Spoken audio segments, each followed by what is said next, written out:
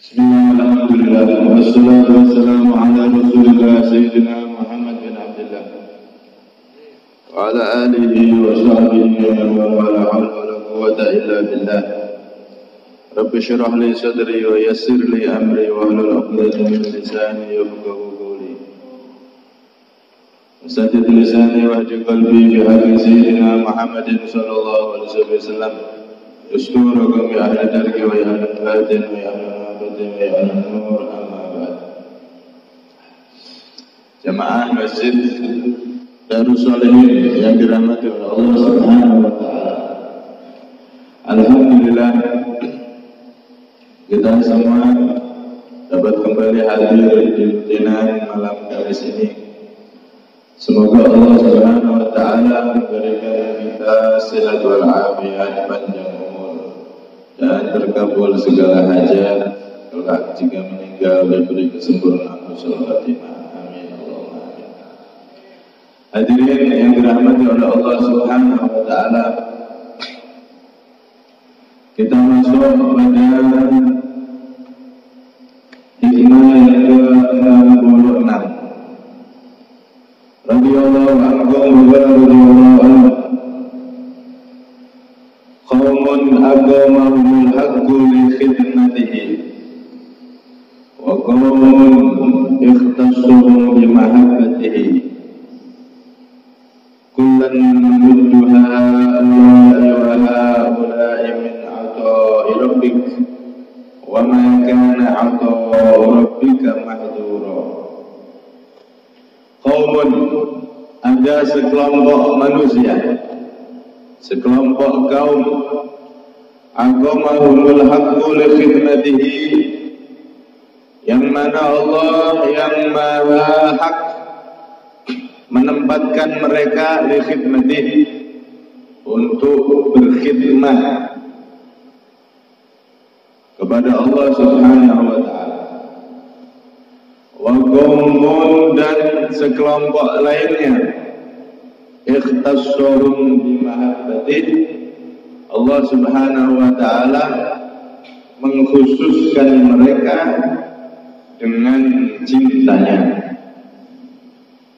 Kullan numiddu haula'i wa haula'i min 'ata'i rabbik. Kullan, setiap dari mereka, numiddu, kami Allah memberikan anugerah haula kepada mereka yang pertama, wa haula, dan kepada mereka kelompok kedua, min 'ata'i rabbik, dari pemberian Tuhanmu. Wa ma kana 'ata'u rabbika mahdura, dan tidaklah pemberian dari Tuhanmu itu mahduran, dicegah.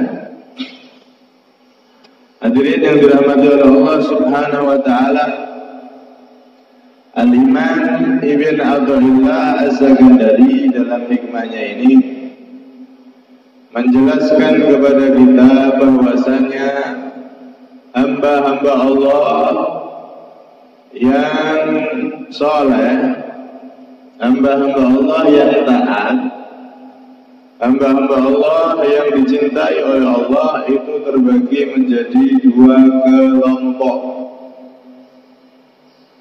Kelompok pertama adalah qaumun aqamahumul haqqu li khidmatihi,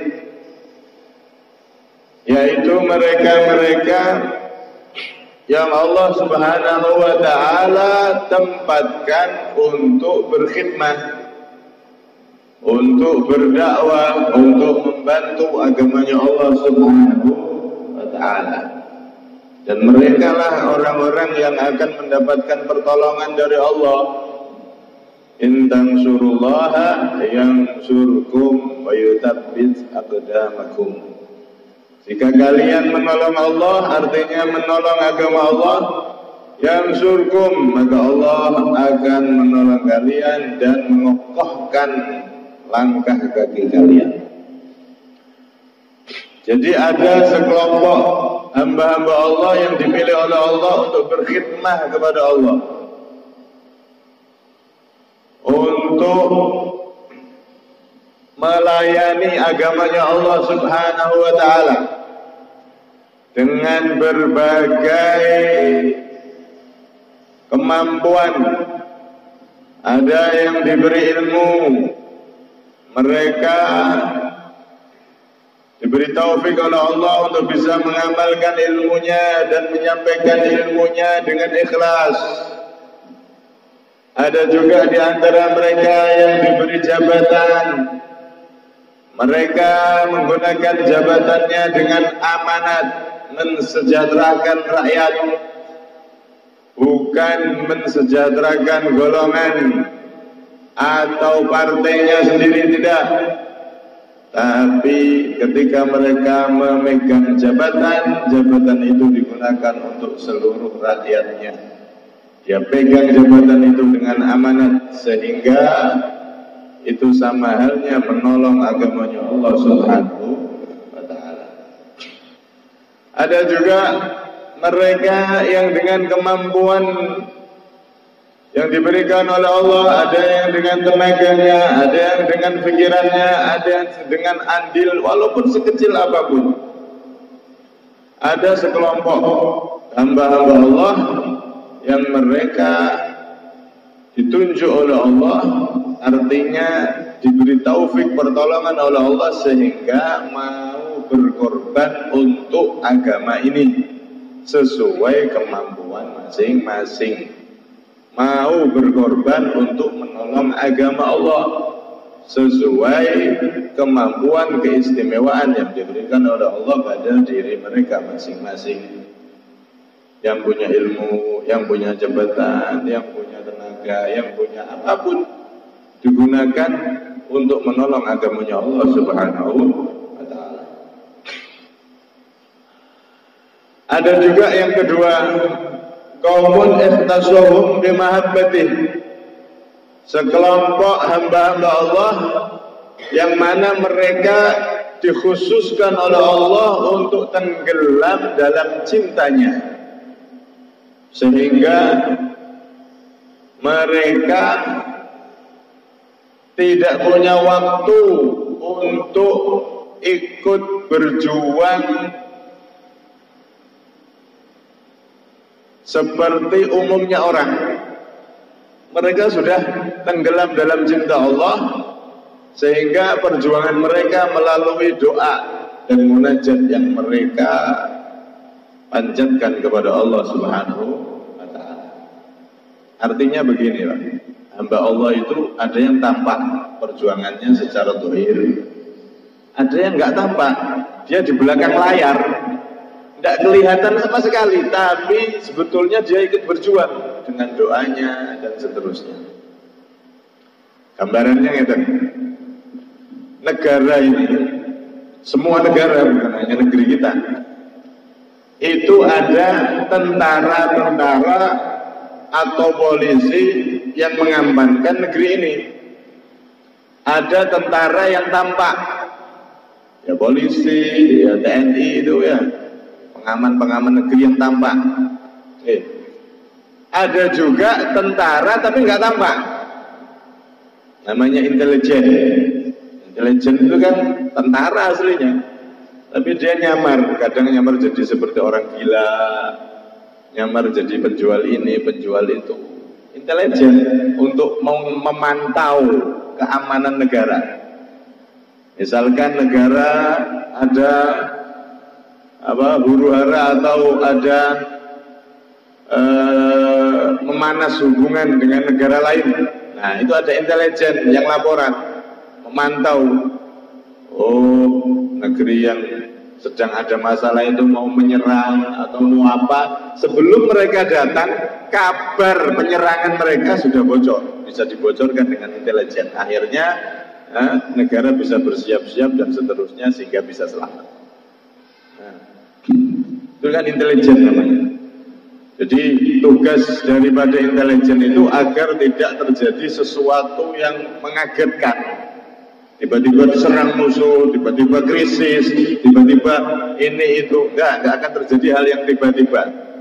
Kalau intelijen itu berjalan dengan baik, enggak akan ada sesuatu yang mengagetkan negara. Semuanya diawasi dan sebelum terjadi sudah ditanggulangi, sehingga enggak akan terjadi sesuatu yang mengagetkan. Tiba-tiba Belanda datang, enggak ada. Belum mereka datang sudah ada intelijen dan akan diamankan terlebih dahulu. Itu fungsinya tentara-tentara intelijen yang tidak kelihatan. Bahkan banyak di antara mereka yang nyamar-nyamar macam-macam tadi itu. Dua-duanya diperlukan. Yang intelijen tentara tapi nggak berseragam tentara diperlukan. Yang harus tampak sebagai tentara ataupun polisi juga diperlukan. Kalau ada masyarakat membutuhkan bantuan, kalau semua tentara nyamar, terus mana polisinya? Nggak ada yang tahu, bingung nanti. Ada yang tampak, ada yang tidak tampak. Dua-duanya ini fungsinya sama-sama untuk mengamankan negara biar tidak terjadi sesuatu yang tidak diinginkan. Jadi ada yang kelihatan, ada yang tidak.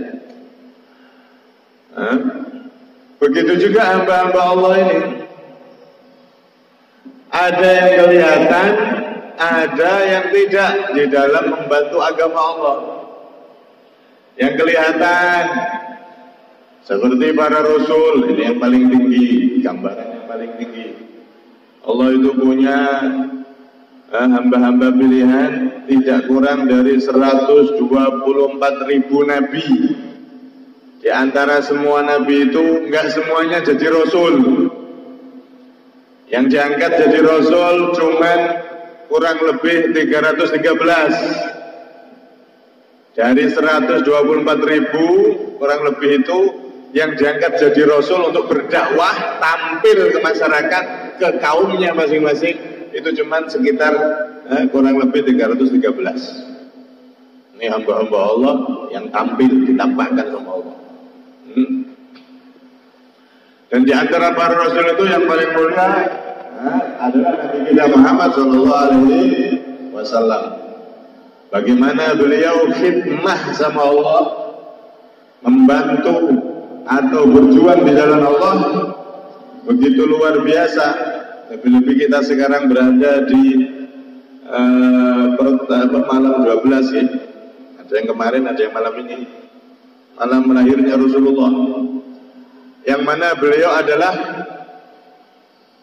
satu-satunya makhluk yang paling banyak berkhidmah, yang paling banyak membantu agama Allah Subhanahu wa taala, berjuang di jalan Allah Subhanahu wa taala. Sampai-sampai Allah Subhanahu wa taala menyematkan nama Asmaul Husna kepada sosok baginda Nabi Muhammad SAW. Laqad ja'akum rasulun min anfusikum, telah benar-benar datang pada kalian rasulun, seorang rasul, min anfusikum, dari golongan kalian, dari manusia. Rasul yang paling hebat itu dari golonganmu, golongan manusia, bukan golongan jin, bukan golongan malaikat, tapi golonganmu wahai manusia. Menunjukkan mulianya kita jadi bangsa manusia karena ada makhluk termulia yaitu Rasulullah SAW. Laqad ja'akum rasulun min anfusikum azizun 'alaihi ma 'anittum, sangat berat bagi beliau segala sesuatu yang memberatkan kalian umatnya. Kalau umatnya Nabi ini tertimpa sesuatu yang berat, maka itu dirasakan oleh baginda Nabi Muhammad SAW. Sampai-sampai ma min syaukatin yushaku bi ummati illa wa ana ajidu alamaha, kama qala Nabi SAW. Tidak ada satu duri pun yang menusuk kaki umatku kecuali aku merasakan sakitnya. Masya Allah, kita orang kena duri, Nabi Muhammad kerasa loro. Gambarannya ngeten Pak, sampean punya anak kecil disayang, terus kena duri, kena paku, sampean ikut nangis, sampean ikut merasa sakit. Ya Allah, nah merasa sakit juga.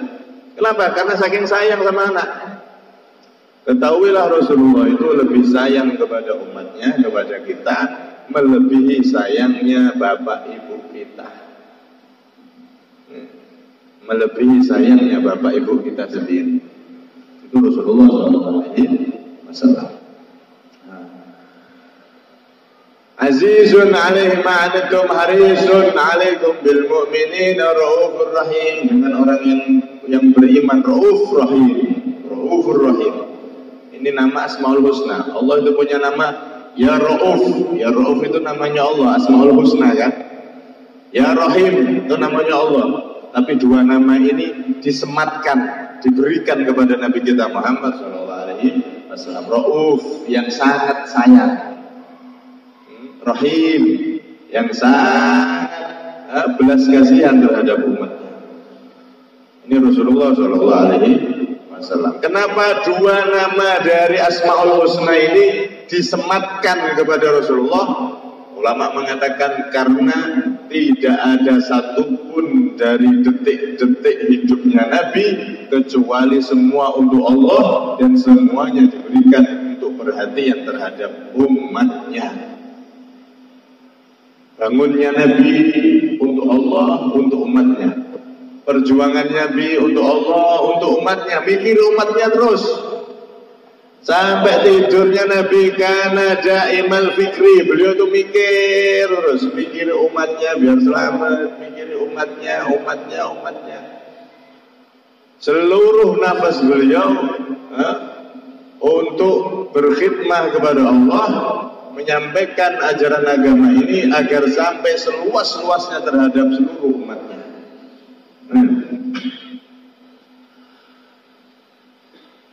Ini baginda Nabi kita Muhammad SAW. Begitu juga diteruskan oleh para sahabat beliau, Sayyidina Abu Bakar, Sayyidina Umar, Sayyidina Utsman, Sayyidina Ali. Beliau-beliau semua itu berjuang, berkhidmah kepada Allah untuk membantu agama Allah, alias berjuang untuk agama luar biasa. Nyawa jadi taruhan, harta, semuanya sudah. Dan terus dari generasi ke generasi, dari generasi sahabat ke generasi tabi'in, generasinya para a'immah, para imam, Imam Syafi'i, Imam Abu Hanifah, imam-imam semuanya. Mereka semua berkhidmah untuk menjalankan estafet perjuangan Nabi SAW hingga akhirnya ilmu agama ini sampai kepada kita yang hidup di akhir zaman sekarang, tahun 2023. Ini kalau nggak ada dakwah, perjuangan, khidmah para ulama untuk menyebarkan agama ini, maka kita tidak akan pernah bisa mengenal Allah, nggak akan pernah mengenal Rasulullah. Para ulama kalau di Indonesia masuk pesatnya agama ini dari para wali songo radhiyallahu anhum ajma'in. Mereka adalah mercusuar hidayah, menara-menara yang memancarkan cahaya hidayah dari Allah Subhanahu wa taala. Mereka berjuang bukan hanya dengan diri atau ilmunya saja, tidak, tapi bahkan mereka para ulama itu, para wali songo dan seterusnya, berjuang siap mengorbankan seluruh jiwa raganya. Kita bisa bayangkan zaman dulu itu jalan tidak seperti sekarang. Sekarang dakwah itu sebetulnya menikmati dakwah, bukan dakwah. Ada kiai ustaz diundang ceramah, enak, dijemput. Nah, dijemput sampai acara, terus disiapkan semua, umat sudah berkumpul, tinggal mic ceklek, assalamualaikum, gaya iso, pulang diantar, masih disesel-seseli, digawakno ini itu, wah enak itu sekarang. Itu bukan sebetulnya kalau dipikir itu bukan dakwah aslinya, tapi menikmati dakwah, meneruskan para ulama, para wali-wali dahulu yang sudah ibarat menanam pohon, wis berbuah, tinggal manen dok. Zaman sekarang ini tinggal manen dok.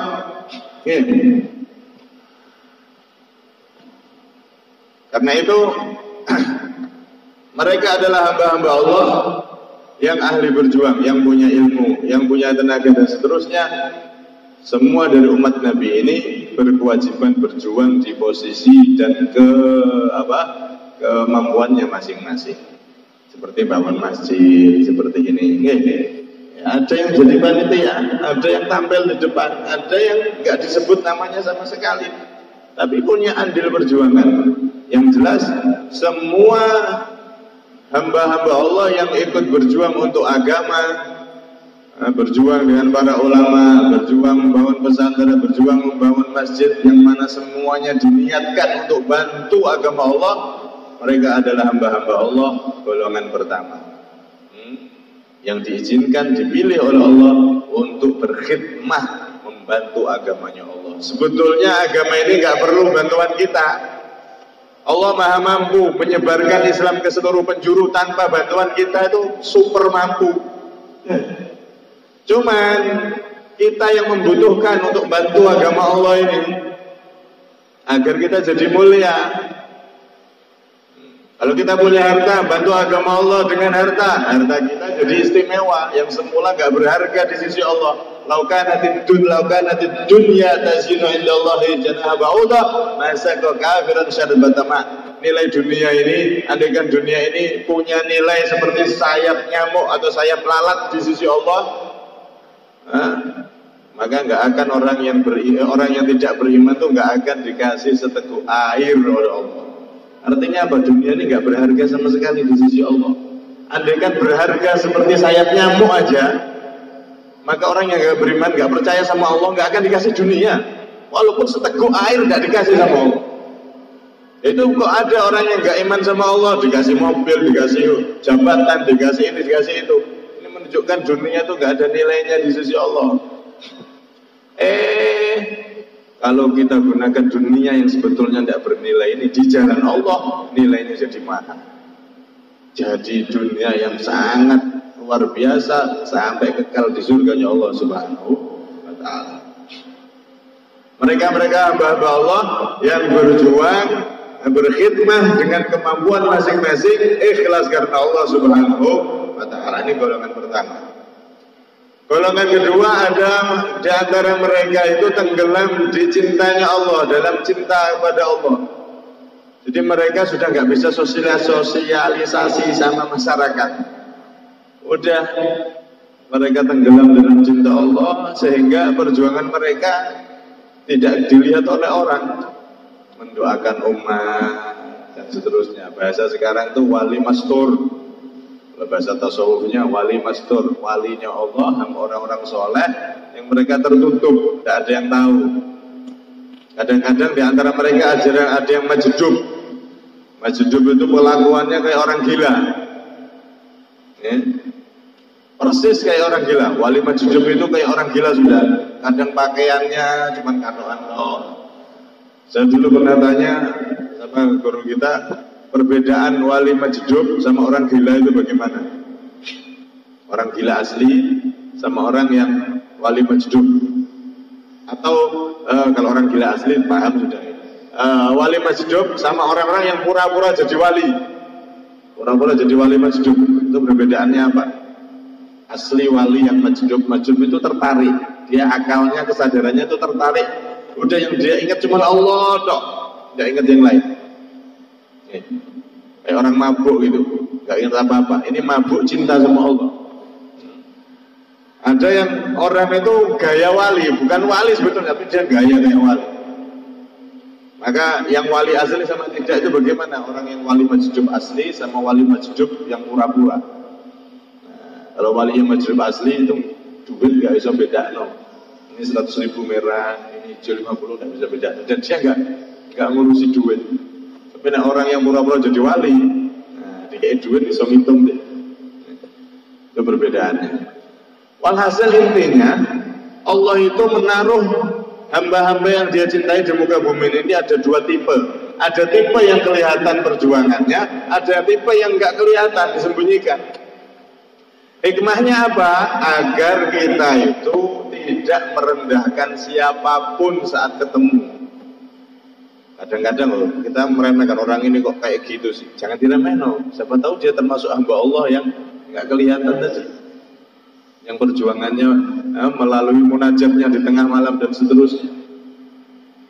Kenapa kok ada orang-orang yang berjuang di jalan Allah tapi disembunyikan? Karena kalau ditampakkan semua hamba-hamba Allah yang baik itu semuanya adalah yang ikut berjuang, ikut bangun masjid, ikut ngaji, ikut ini, semuanya harus kelihatan, nggak ada yang disembunyikan. Maka nanti berarti yang tidak ikut berjuang orang-orang jelek semua itu. Bisa dipastikan mereka semua orang jelek. Mereka semua orang yang ahli dosa, bukan hamba-hamba Allah yang dipilih. Akhirnya akan kelihatan mana hamba Allah yang berjuang, yang menjadi, yang dicintai oleh Allah, mana yang dibenci, kelihatan nanti. Dan akan terbuka aib banyak orang. Ya Allah nggak mau, Allah tutupi. Ada hamba-hamba yang aku cintai, aku tampakkan perjuangan mereka. Ada hamba-hamba yang aku cintai, tapi aku sembunyikan perjuangan mereka. Sehingga menutupi orang-orang yang sebetulnya bukan termasuk orang-orang yang dicintai oleh Allah. Hikmahnya agar kita kalau lihat orang jangan remeh, no. Siapa tahu gara-gara dia daerah kita diberi rezeki oleh Allah. Siapa tahu gara-gara orang yang ternyata nggak punya nama, nggak pernah disebutkan, nggak pernah direken sama orang, tapi ternyata gara-gara dia rahmat turun di daerah kita. Dan di zaman Nabi pun ada namanya Uwais Al-Qarni. Uwais Al-Qarni yang dianggap orang gila, hidup di zaman Nabi tapi nggak ketemu Nabi. Tapi dia adalah orang yang mulia di sisi Allah Subhanahu wa taala. Karena itu di sini kita jangan pernah meremehkan siapapun. Semoga kita termasuk hamba-hamba Allah yang ditulis oleh Allah untuk membantu agamanya, berkhidmah kepadanya, baik secara terang-terangan maupun secara tersembunyi. Semoga kita tercatat menjadi hamba-hamba Allah yang dicintai oleh Allah. Amin. Minta maaf dan Assalamualaikum warahmatullahi wabarakatuh. Silvada